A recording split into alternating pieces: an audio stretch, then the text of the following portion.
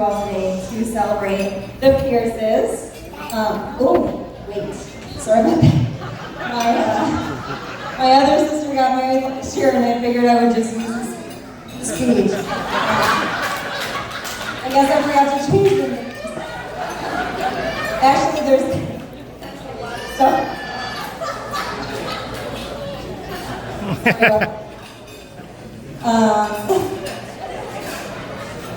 sorry, Casey, I really did have this plan to write you like a amazing speech on the plane, but my phone died.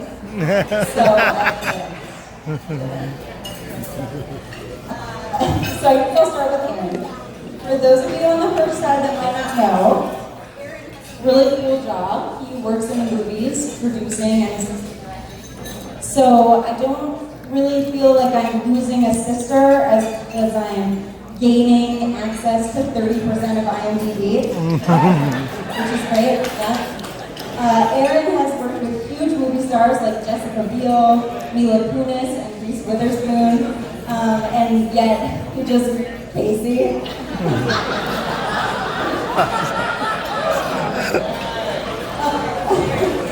Although, since he's also movie stars like Michael B. Jordan, Matthew McConaughey, and Channing Tatum, he might just have a more well-developed sense than the rest of us of where exactly he sits on the good books food chain.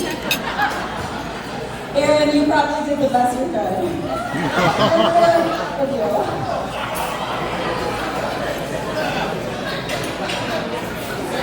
Aaron,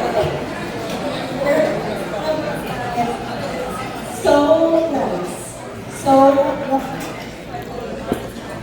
that you are up,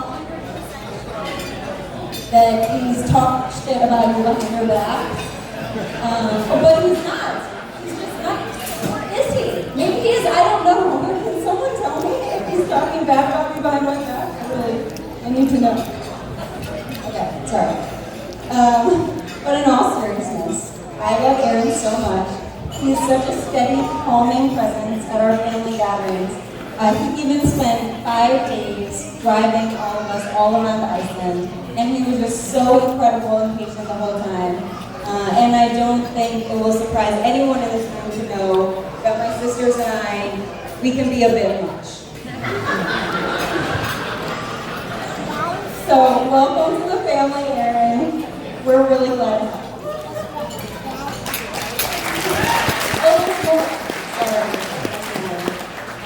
Now I'm going to talk about Casey. Casey, first of all, I want to say you look absolutely beautiful tonight.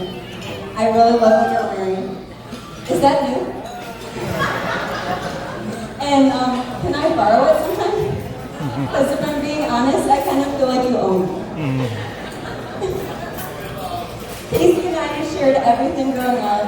Parents, obviously, bedroom, our clothes, a backyard clubhouse, one valid driver's license that we would pass back and forth between us. We even shared a dorm room for a little while. I think Casey is the only high school junior to ever have a meal plan at John Muir University.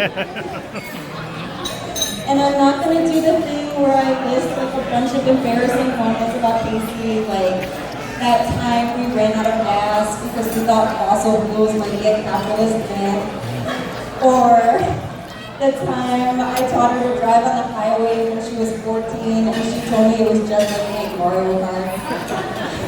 But if you want to hear those kinds of stories, I'll be at the bar later, and I am happy to share them with you.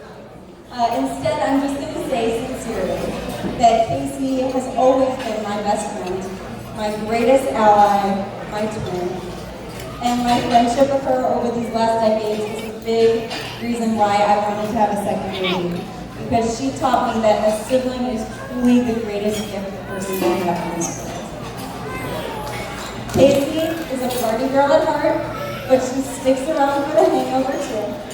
Can you continue to everything she does and everything she is makes me so proud to be here. She's not liking her. Kids, you're all grown up, and you are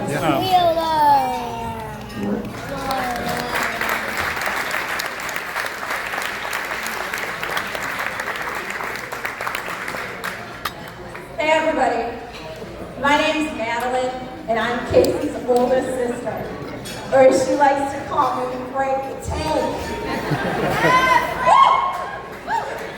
I call her Just like the tape. It's so great to be here in New Orleans with all of you today, celebrating Casey and Aaron's wedding. Being around Casey and Aaron is like breathing oxygen. They are such wonderful people, and I'm so glad that they have each other.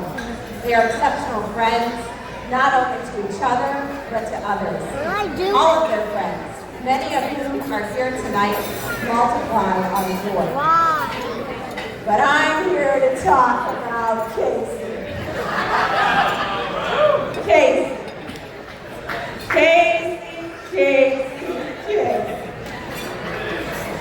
Casey Snookums, you're the one.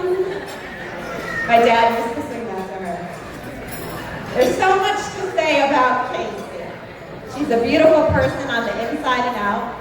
She's a great athlete, a law school graduate, and has a lot of talent she doesn't talk about. Being an excellent painter. Seriously, ask her to see one of her paintings.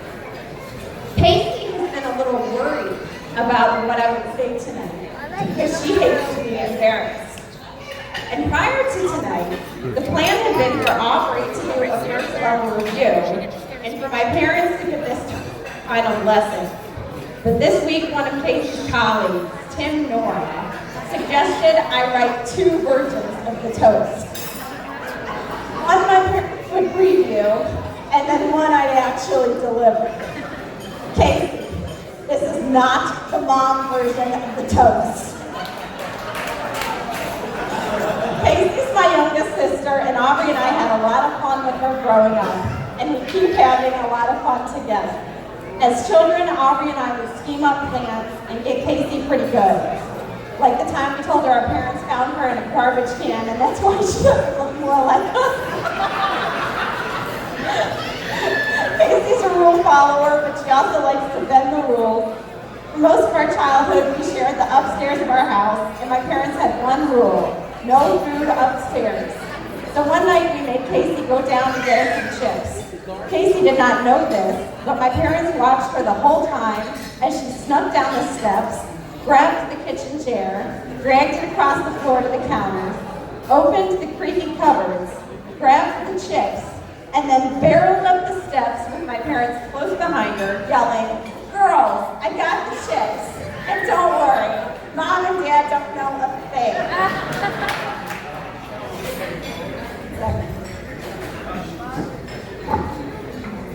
Break the tin. I think Casey enjoyed her status as the youngest child, but Mom and Dad were tired, and she got away with a lot. When I was a little girl, I was in plaid dresses. Casey was in biker shorts with lace trimmed spandex tank tops. By the time Casey was ready to pick a high school, she had a choice. Join me at the local public school, or go with Aubrey to Catholic High School. Let's just say Casey was a little too enthusiastic after she visited my school for a day, and Mom and Dad had her fitted for her NDCL uniform faster than you could say brush arcs. Casey loves a party. I'm never quite sure if it's water or a vodka tonic, or she likes to call it a PT she's drinking. One time Aubrey had a big party in South Euclid, and it was 4:30 in the morning, and I couldn't find Casey. I was frantically looking for her, just to find her in the basement, still playing beer pong from the night before, beer all over her face and a smile plastered across it. She was living it up. Casey, no matter what life throws at us, you have always been there with your beautiful smile, your contagious laughter, and kind and generous spirit. Aaron, you married one of the best there is, and Devin married the other one.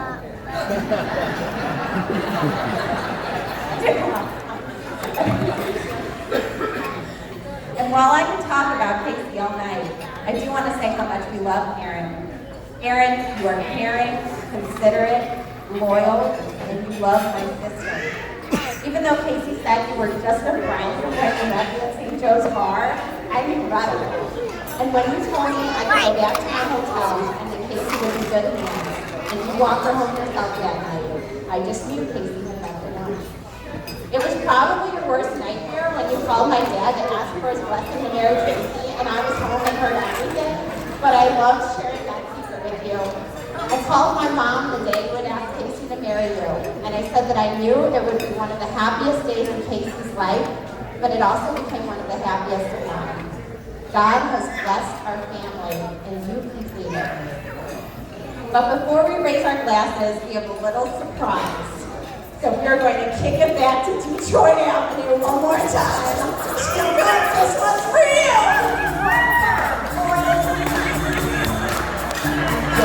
No, wait, wait. Let's kick it.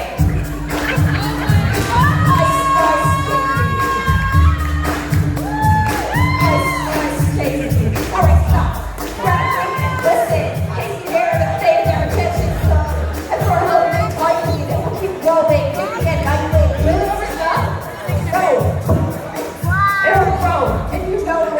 Because their love is more than we can handle. Put them together as roommates, and you can see they were special like snowflakes, friendly.